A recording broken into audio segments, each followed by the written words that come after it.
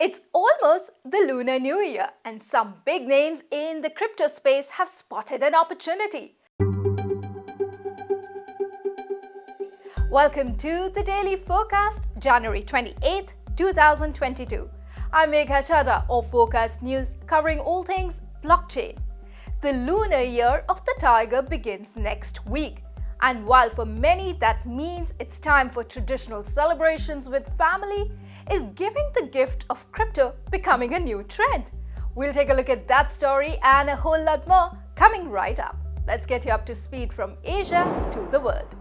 Let's kick off with some of the top stories out of Asia today. First up, South Korean game developer Netmarble is planning to issue its own cryptocurrency, with CEO Kwon Young-sik saying the token will act as a key currency in the company's games. Netmarble, which has a market capitalization of $10 billion, is among a growing list of Korean game developers who are diving deeper into blockchain gaming and the Metaverse. The company is aiming to launch its play-to-earn game, Everybody's Marble Metaverse, this year to a global market. However, like all play-to-earn games, it will not be available in its native country. Why? Well, that's because play-to-earn games are restricted in Korea due to their speculative nature. Meanwhile, still missing out on the live music experience because of the pandemic? Not to worry, the Metaverse could offer a solution to that. Over in Hong Kong, the Sandbox has partnered with Warner Music to create a music-themed world in its gaming Metaverse. Named Warner Music Group Land, it will feature concerts and musical experiences from some of the artists on the music company's extensive roster. While the Sandbox, a decentralized gaming virtual world subsidiary of Animoca Brands, will hold a special land sale in March, offering music fans the chance to bag a spot right near the stage. You can find those stories and lots more at Forkast.news. Meanwhile, Lunar Year celebrations are fast approaching, and for many living in Asia or those of Asian descent around the world, that means it's almost time to hand out red packets containing lucky money. Forkast News' Timmy Shen looks at how the crypto world is getting in on this traditional way of gift giving. Giving and receiving lucky money, traditionally crisp new bills tucked into fancy red envelopes during the first 2 weeks of the Lunar New Year, is a part of many Asian cultures.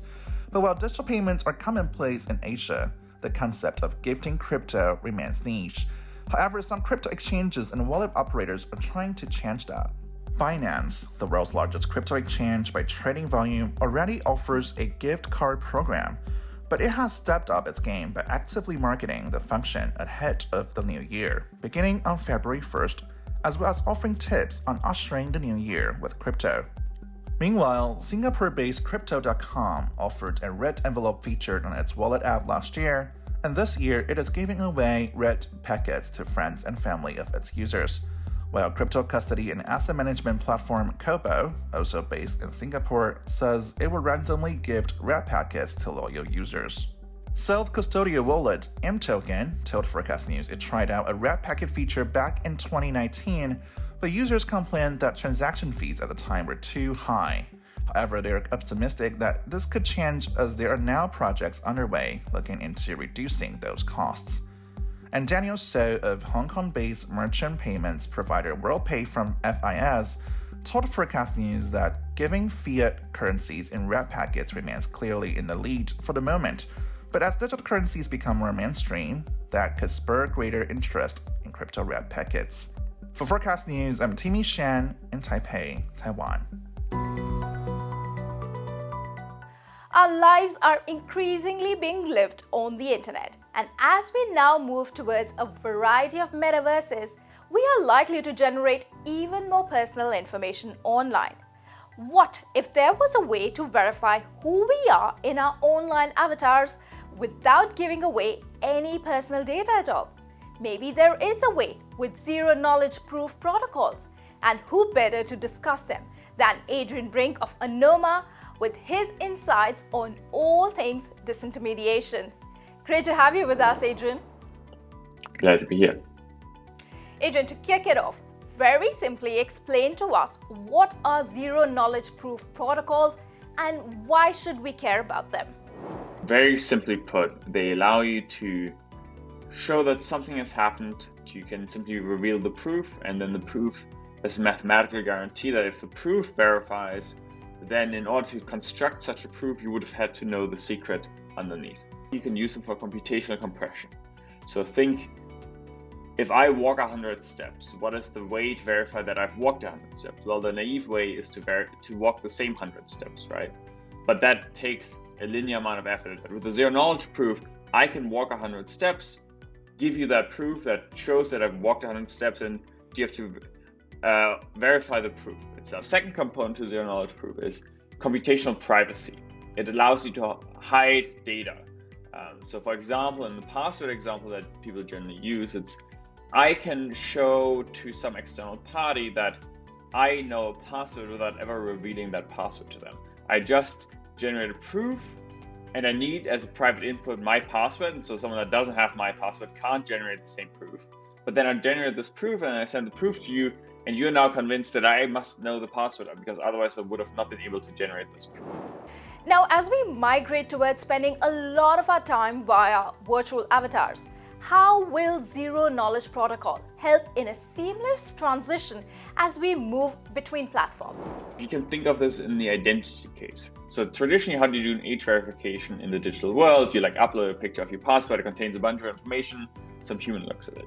What we could be doing in the future is that we simply take a passport, and then I generate this as a secret input. I don't reveal my passport. And then I take this as an input, I generate a proof, and the proof just verifies that I'm 18 or 21 or older. And then the person that wants to do age verification just receives the proof, verifies the proof. They receive no other data.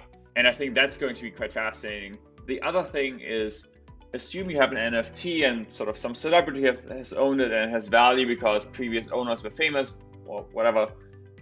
What you can do, and you want to now take this NFT to a different platform. The problem is, when you take an NFT to a different platform, you lose its history. With zero knowledge proof, you could construct a proof that attests to all the cool past owners that this NFT has had. And talking NFTs, Twitter recently announced that you could get the little blue verification tick for your NFT profile picture. Now, does that send any privacy alarm bells ringing for you, Adrian? Oh, absolutely. I think anyone that does this, 99% of the people doing this are just going to reveal their entire financial history on Ethereum, because most of these NFTs currently live on Ethereum, but this will extend to other blockchains too, to anyone that cares to look. So if you have your NFT verified on Twitter, you can guarantee that Chainalysis for 99% of the people can figure out their entire financial net worth on Ethereum, without a shadow of a doubt. You start combining this with data from exchanges, and you're just transparent. And you're not transparent to some sort of democratically accountable organization. You're transparent to anyone that cares to look. Anyone that does this, I think it's a very bad idea, and I don't think people have thought of these consequences. Incidentally, what you could do with a zero knowledge proof is you could say, I own an NFT, but you don't reveal which address you own it, and so you just upload the proof of ownership to Twitter, and you still get the verified checkmark without having to dox your entire financial history. And future, by the way. This also applies to your financial future. Well, the pitfalls of sharing your NFT avatar may not have been obvious to many. Adrian, thanks so much for educating us on how to keep our digital selves safe.